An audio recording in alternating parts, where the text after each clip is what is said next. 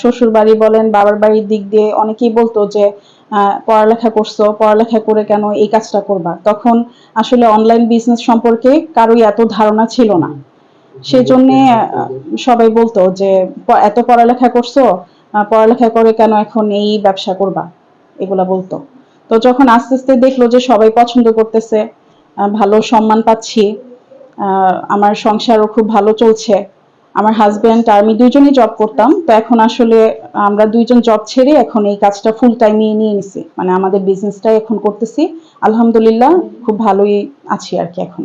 গত 4 বছরে তার কর্মদক্ষতায় স্বাবলম্বী হয়ে ওঠেন তিনি। কাজের শুরুতে অনেকটা কঠিন সময় পার করলেও দিন দিন দক্ষতার মাধ্যমে পরিচয় অর্জন করেন। উদ্যোক্তা সানজিদা আফরিন রিমা কুমিল্লার মুরাদনগর উপজেলা সদরের শুশুন্ডা গ্রামের বাসিন্দা। সানজিদার থেকে